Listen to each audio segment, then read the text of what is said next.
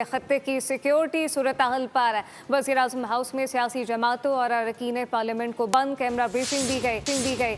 Briefing में opposition जमात तहरीक इंसाफ का कोई रुकन शरीक नहीं हुआ है, जबकि पीपल्स पार्टी JOI मुत्तहदा कौमी मूवमेंट पाकिस्तान और बलूचिस्तान अवामी पार्टी के अरकान को ब्रीफिंग दी गई। दफ्तर ख़ारजा के हुक्काम ने बताया है कि इस दौरान पार्लिमानी रहनुमाओं और सियासी क़यादत को ख़ारजा सूरत हाल पर तफसीलात से आगाह किया गया। ईरान इसराइल तनाज़ात और पाक अफ़गान सरहद पर सिक्योरिटी सूरत हाल पर भी तफसीलन आगाह किया गया है। इसमें मज़ीद तफसीलात जानते नुमाइंदा बोल न्यूज़ फ़ात चौधरी से। फ़ात बताइएगा।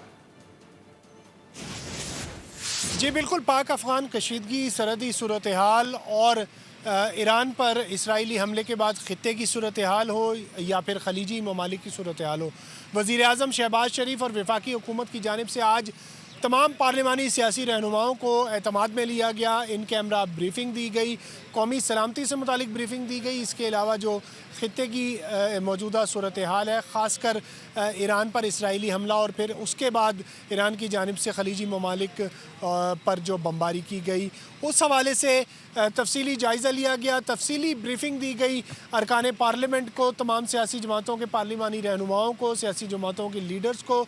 और आज इस इजलास में तमाम हुकूमती इत्तेहादी जमातों के जो लीडर्स हैं वो शरीक हुए, जबकि अपोजिशन की जानिब से मौलाना फजलुर रहमान JUI की नुमाइंदगी कर रहे थे।